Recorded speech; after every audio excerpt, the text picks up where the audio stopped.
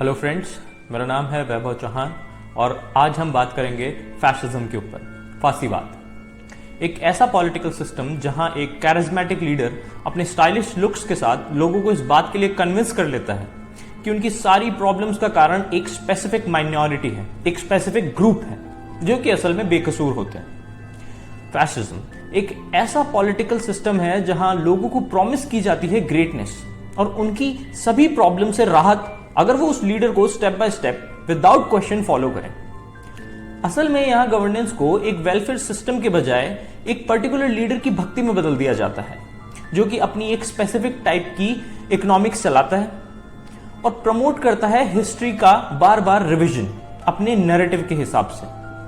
हम इसे डेमोक्रेसी के उस नाजायज भाई की तरह देख सकते हैं जहां फ्री स्पीच और इंटेलेक्चुअल स्पिरिट को पूरी तरह क्रश कर दिया जाता है और हेट मॉन्गरिंग के भरपूर यूज से प्रोपेगेंडा को फैलाया जाता है। Fascism is basically right wing on steroids, जहां पे नेशनलिज्म को लिटरली बेचा जाता है लोगों को इमोशनली मैनिपुलेट करके। इसे हम उसके कुछ फीचर्स की मदद से और अच्छे से समझ सकते हैं।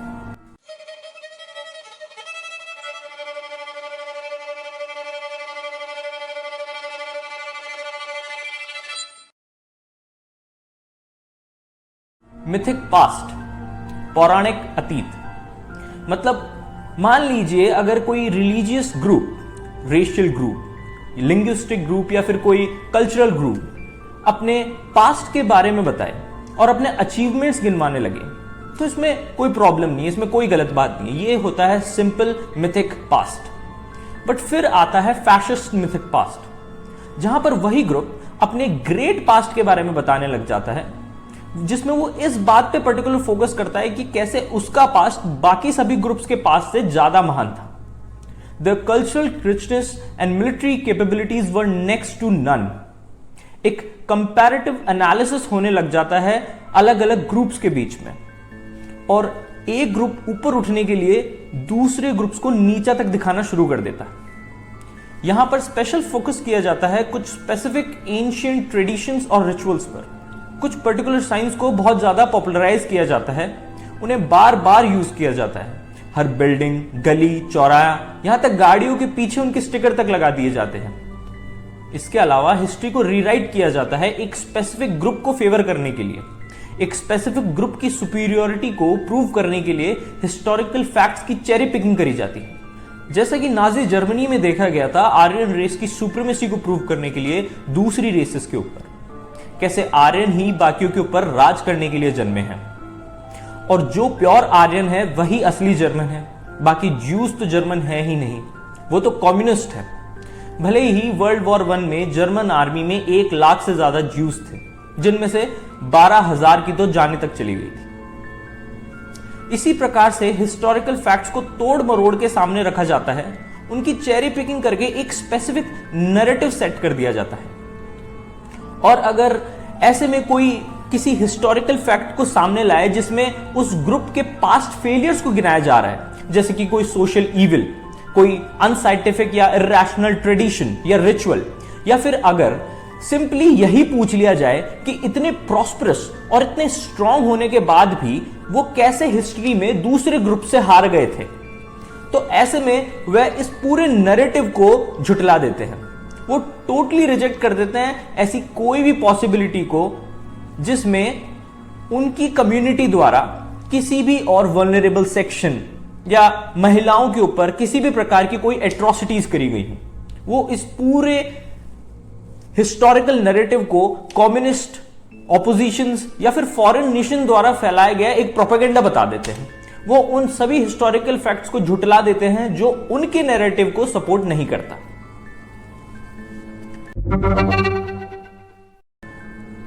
प्रोपेगेंडा एक आर्ट है लोगों को कन्विंस करने की पर्टिकुलर वे ऑफ थिंकिंग या आइडियोलॉजी के लिए, जिसमें काफी बार एक इंफॉर्मेशन का यूज लिया जाता है और जरूरी नहीं है वो पूरी तरह सच ही हो। मतलब तथ्यों को तोड़ मरोड़ के भी पेश किया जाता है। यहां पर इंफॉर्मेशन के जरिए एक इनडायरेक्ट मैसेज भेजने की पूरी कोशिश करी जाती है।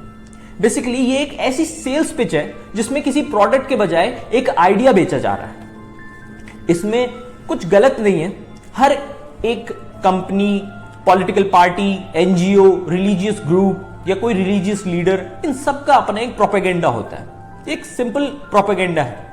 बट इसके बाद आता है फैशिस्ट प्रोपेगेंडा। इसमें इंफॉर्मेशन का संचार इस प्रकार किया जाता है जिसमें फ्रेंड और एनिमी के बीच का डिस्टिंक्शन क्रिएट हो जाए। ये इस आइडिया को स्प्रेड करते हैं कि अगर सामने वाला एग्जिस्ट भी कर रहा है तो उसके एग्जिस्टेंस से ही आपकी ट्रेडिशन, वे ऑफ लिविंग और आपके खुद के एग्जिस्टेंस पर खतरा है। यहां पर सच को इतना तोड़ मरोड़ दिया जाता है कि अर्थ का अनर्थ हो जाता है।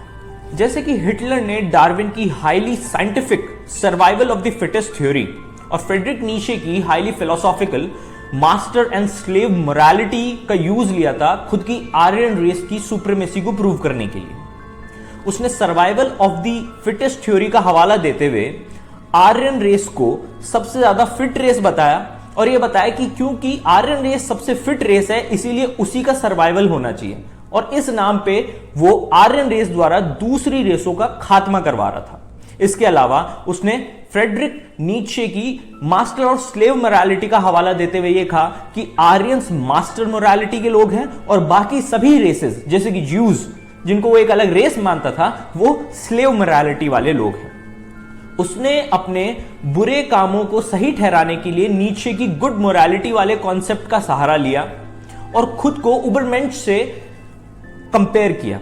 मतलब एक ऐसा लीडर जो कि नया ट्रेंड सेट करता है, जो रूल्स फॉलो करने के लिए नहीं आया बल्कि न्यू रूल्स बनाने के लिए आया है। इसके अलावा नाजी पार्टी ने ज्यू हेट्रेड फैलाने के लिए काफी प्रोपेगेंडा फैलाया था, जैसे कि ज्यूज की पॉपुलेशन 20-30 सालों में आर्यंस की पॉपुलेशन से ज्यादा हो जाएगी। ज्यूज 20 साल बाद इस प्रकार पॉपुलेशन बढ़ा लेंगे कि पूरे जर्मनी में एक भी आर्यन रेस का बंदा चांसलर नहीं बन पाएगा, केवल ज्यूज ही चांसलर बनेंगे। और इस मुसीबत का बस एक ही इलाज है कि हम उन्हें खत्म कर दें, क्योंकि उनका वेरी एग्जिस्टेंस ही हमारे एग्जिस्टेंस पर एक खतरा है।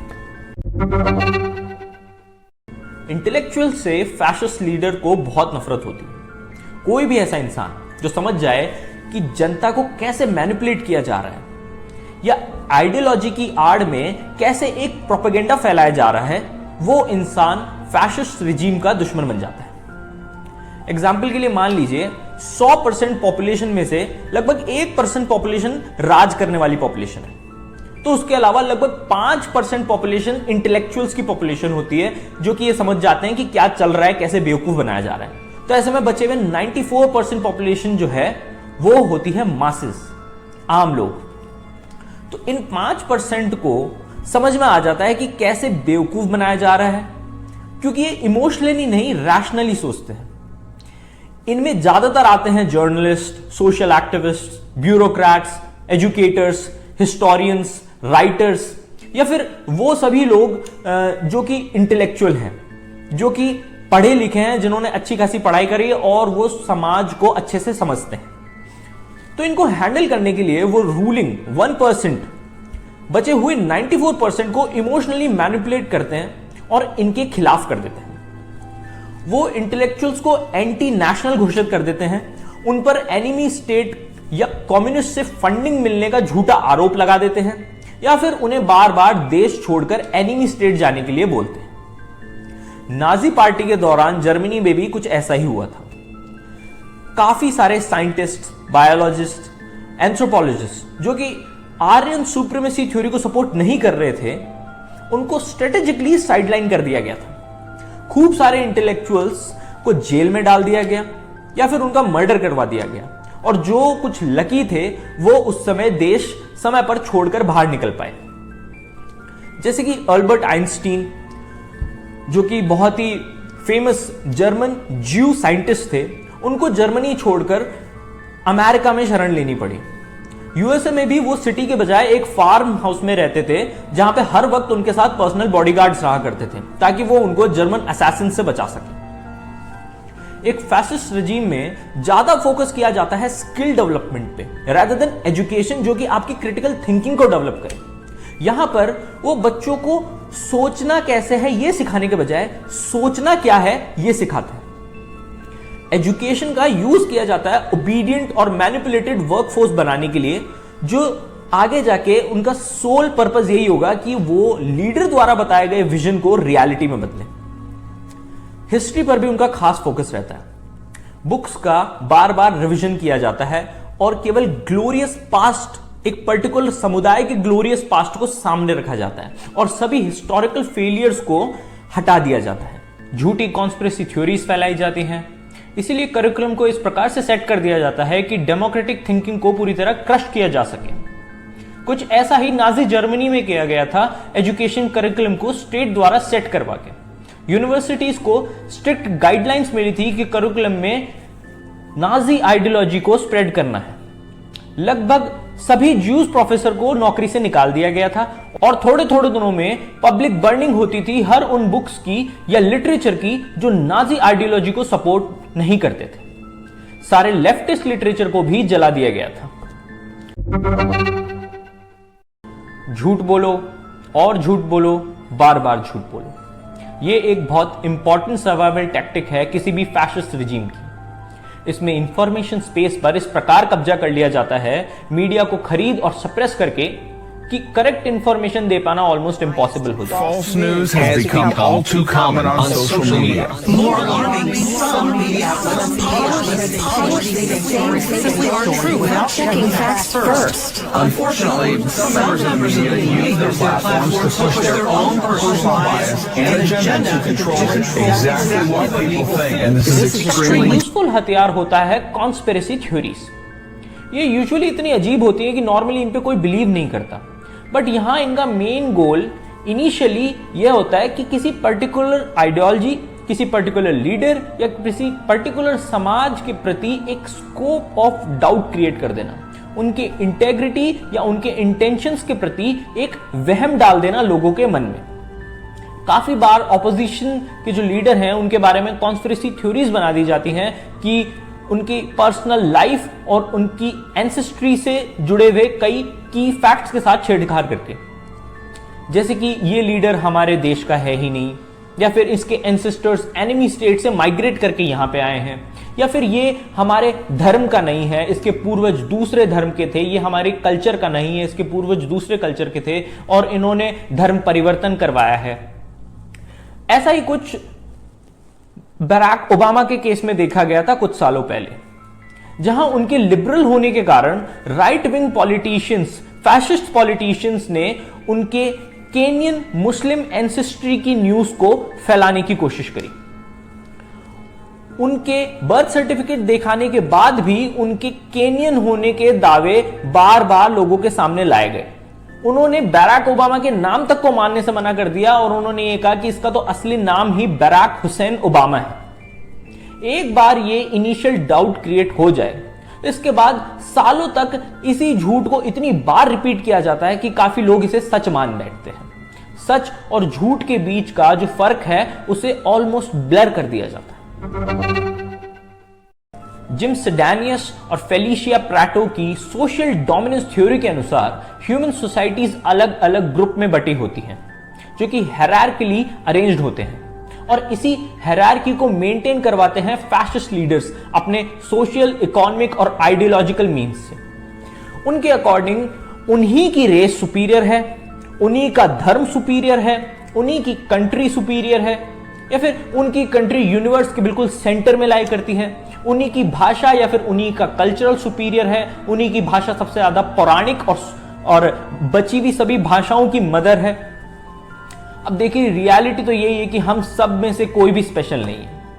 सभी की हिस्ट्री में काफी सारे गिनाने लायक अचीवमेंट्स और फेलियर्स दोनों हैं, बट एक फैशिस्ट लीडर हिस्टोरिकल फैक्ट्स को इस प्रकार से शो करता है कि एक खास समुदाय के साथ एक स्पेसिफिक इमेज जोड़ दी जाती है, जैसे कि उस समुदाय के लोग साफ सुथरे नहीं रहते, या उस समुदाय के लोग मेहनती नहीं हैं, या उस समुदाय के लोग क्राइम ज्यादा करते हैं, पढ़े लिखे कम होते हैं, मेहनती नहीं होते। ऐसी ही कुछ कॉन्स्पिरेसी थ्योरीज और ऐसी ही कुछ धारणाएं अमेरिका के ब्लैक्स के साथ जोड़ दी गई थी वहां के फैशिस्ट पॉलिटिशियंस द्वारा। ब्लैक लोग लेजी होते हैं, व्हाइट लोग हार्ड वर्किंग होते हैं, ब्लैक लोग एंटी लॉ होते हैं, व्हाइट लोग लॉ अबाइडिंग सिटीजन्स होते हैं, ब्लैक लोग ड्रग्स वगैरह और अलग क्राइम्स में इन्वॉल्व रहते हैं और दूसरी तरफ व्हाइट लोग व्हाइट कलर जॉब्स करते हैं।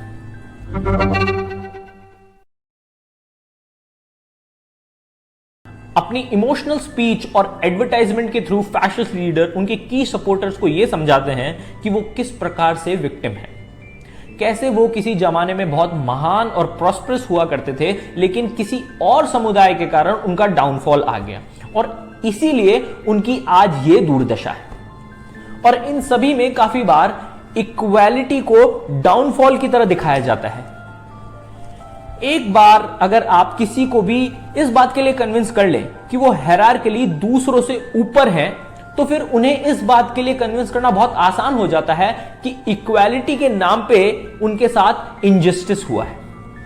अब जैसे मान लीजिए कोई इंसान बहुत ज्यादा पेट्रियार्कल एनवायरनमेंट में पला बड़ा है, जिसमें उसके घर की सभी महिलाएं आदमियों के सामने झुककर रहती थी। अब विद टाइम जब इक्वालिटी समाज में बढ़ेगी और वो एक ऐसा समाज देखेगा जहां महिलाएं पुरुष के साथ कंधे से कंधा मिलाकर चलती हैं, तो ऐसे में उसे अपना इक्वालिटी वाला स्टेटस डाउनफॉल लगेगा। वो अपनी इस पोजीशन को कंपैरेटिवली देखकर खुद को विक्टिम मान लेगा और इसी को एग्जैजरेट कर देते हैं फैशिस्ट लीडर। प्रिविलेजेस के नाम पे वो जो पहले डोमिनेंस प्रैक्टिस किया करता था, जैसे कि मान लीजिए उसने कभी भी बचपन में अपनी मदर को या अपनी ग्रैंड मदर को अपने ग्रैंडफादर या अपने फादर के सामने ऊंची आवाज में बात करते हुए नहीं देखा, और अब वो अपनी वाइफ को अपने सामने ऊंची आवाज में बात करता हुआ देख रहा है, तो वो जो पहले डोमिनेंस प्रैक्टिस किया करता था, जो आज वो प्रैक्टिस नहीं कर पा रहा है as a male, as a gender, वो जो डोमिनेंस प्रैक्टिस किया करते थे अब आज वो नहीं कर पा रहे हैं, तो इसमें वो अपने प्रिविलेजेस को डाउनफॉल की तरह देखते हैं और उसी डोमिनेंस के खो जाने को वो विक्टिमाइजेशन का नाम दे देते हैं। ऐसा ही कुछ नाजी जर्मनी के दौरान हिटलर ने किया था। उसने वर्ल्ड वॉर 1 के बाद कंट्री के बंटवारे के ऊपर खास फोकस डालते हुए बताया कि कैसे जिन रीजन्स पर उसकी कंट्री के लोगों का पहले से हक था वो रीजन्स उनसे छीन लिए गए। पोलैंड, डेनमार्क, फ्रांस और चेकोस्लोवाकिया द्वारा जब ट्रीटी ऑफ वर्साइल्स के अंतर्गत जर्मनी के अलग अलग हिस्सों पर कब्जा कर लिया गया था, तो उसने इसका भी दोषी एक खास समुदाय को ठहराया। बंटवारे के दौरान कंट्री के जिन भी हिस्सों पर दूसरे देशों का राज हुआ, उन हिस्सों पर अब जो वो आधिपत्य खो चुके थे, वर्साइल्स की ट्रीटी के बाद में उनकी कंट्री की जो बेइज्जती हुई थी और जो इकोनॉमिक लॉस उन्हें झेलने पड़े थे, इन सभी का दारोमदार एक पर्टिकुलर कम्युनिटी के ऊपर डाल दिया गया, जो कि जर्मनी के केस में थे ज्यूज। यहां पर लॉ एंड ऑर्डर का मतलब फैशिस्ट लीडर और उसके फॉलोअर्स के अकॉर्डिंग इक्वालिटी और जस्टिस बिल्कुल भी नहीं है। यहां पर आप लोग लॉ एंड ऑर्डर को नॉर्मल सेंस में नहीं ले सकते। यहां पर लॉ एंड ऑर्डर का मतलब है लॉयल्टी, लॉयल्टी उनके लीडर के प्रति, क्योंकि जो भी उनका लीडर कह देता है वही लॉ है। अगर आप अपने लीडर को लॉयली फॉलो कर रहे हैं तो आप एक लॉ अबाइडिंग सिटीजन हैं। अब ऐसे में चाहे लीडर की डिमांड कितनी भी अनडेमोक्रेटिक क्यों ना हो, अगर कोई एक सेक्शन ऑफ सोसाइटी, एक पर्टिकुलर सेक्शन ऑफ सोसाइटी उसके अगेंस्ट आवाज उठा रहा है, तो वो लॉ अबाइडिंग सेक्शन नहीं है, वो एक क्रिमिनल माइंडसेट वाला एक एंटी लॉ सेक्शन है समाज का। कुछ ऐसा ही देखने मिला था 9 नवंबर 1938 को नाजी जर्मनी में क्रिस्टल लैक इंसिडेंट के दौरान, जिसको the night of broken glass के नाम से भी जाना जाता है। यहां पर स्टेट स्पॉन्सर्ड राइट्स करवाए गए थे नाजी पार्टी की so called moralistic private brown shirt militia की मदद से। इस इंसिडेंट में ज्यूज घरों को और बिजनेसेस को बुरी तरह डिस्ट्रॉय कर दिया गया था। 100 से ज्यादा ज्यूज की जाने गई थी और 30,000 से ज्यादा ज्यूज को कंसंट्रेशन कैंप्स में भेज दिया गया था। और इन सब के बाद जो हुआ वो उससे भी ज्यादा अनएक्सपेक्टेड था। इस सारे नुकसान की भरपाई के लिए ज्यूज को ही कहा गया। एज कंपनसेशन उनको टोटल 1 बिलियन जर्मन करेंसी का फाइन्स भरने के लिए कहा गया। उनके ऊपर हुए अटैक के लिए, जिसमें उनके घर और बिजनेसेस को डिस्ट्रॉय कर दिया गया था, उन्हीं को नुकसान हुआ था, उसके लिए उन्हीं को 1 बिलियन का फाइन भरने के लिए कहा गया। अब ऐसे में जो ज्यूज यहां पे हो रहे अत्याचार को देखकर आवाज उठा रहे थे उनको एंटी लॉ घोषित करके कंसंट्रेशन कैंप्स में भेज दिया गया था। मतलब पहले ज्यूज के ऊपर अटैक करवाए गए, उनके घर और उनके बिजनेस जलवाए गए और फिर उसके बाद उनकी भरपाई करने के लिए उन्हीं पर फाइन डाल दिया गया। एक फैशिस्ट रिजीम में अक्सर लोगों के फैमिली से रिलेटेड जो इमोशनल एस्पेक्ट्स होते हैं उनको पूरी तरह एक्सप्लॉइट किया जाता है।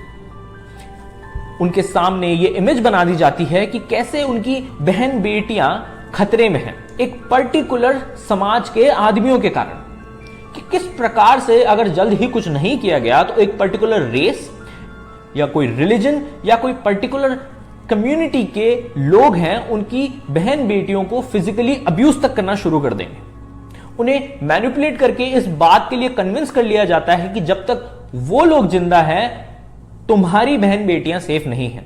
और इसी बीच उस फैशिस्ट लीडर को एक पेट्रियार्कल फिगर की तरह प्रोजेक्ट कर दिया जाता है जिसको फॉलो करके आप अपनी और अपने परिवार की सेफ्टी को इंश्योर कर सकते हैं। यहां पर कंजर्वेटिव लोग जो कि बिल्कुल भी फैशिस्ट नेचर के नहीं है, वो सिंपली अपने ट्रेडिशन और कल्चर को प्रोटेक्ट करना चाहते हैं, उनको भी मैनिपुलेट करके अपने साथ शामिल कर लिया जाता है। उनके सामने यह ऑप्शन रखा जाता है कि भले ही उन्हें पूरी तरह फैशिस्ट लीडर के तौर तरीके पसंद नहीं है, फिर भी वो उसी को सपोर्ट करें, क्योंकि ऑल्टरनेट ऑप्शन में वो अपने परिवार की सेफ्टी को जेपरडाइज कर रहे हैं। ऐसे में उस फैशिस्ट लीडर के अराउंड एक हाईली पेट्रियार्कल एनवायरनमेंट क्रिएट कर दिया जाता है और उसे मसीही की तरह दिखाया जाता है जो कि बेसिक ह्यूमन नीड्स के ऊपर उठ चुका है और उनके पर्सनली कोई भी डिजायर्स नहीं है, कार्नल डिजायर्स तक वो त्याग चुके हैं और उनसे ऊपर उठ चुके हैं। जैसा कि हम देखते हैं हिटलर के केस में, जिसने खुद ने कभी भी शादी नहीं करी थी और उसके अलावा नाजी जर्मनी में सेक्सुअल बिहेवियर को बहुत टाइटली रेगुलेट करवाया था, होमोसेक्सुअलिटी को बैन कर दिया गया था, इंटरफेथ मैरिजेस के अराउंड बहुत ही ज्यादा अनसेफ एनवायरनमेंट क्रिएट कर दिया गया था, इंटरफेथ मैरिज कपल्स को बहुत ज्यादा एट्रोसिटीज झेलनी पड़ती थी और आर्यन रेस की सुपीरियरिटी को मेंटेन करने के लिए इंटररेशियल मैरिजेस को तो पूरी तरह बैन कर दिया गया था। अब आप फैशिज्म के बेसिक फीचर्स सीख चुके हैं, अब इससे आपको मदद मिलेगी अपने आजू बाजू के पॉलिटिकल एनवायरनमेंट में इन की फीचर्स को ध्यान से देखकर इनसे सतर्क रहने में।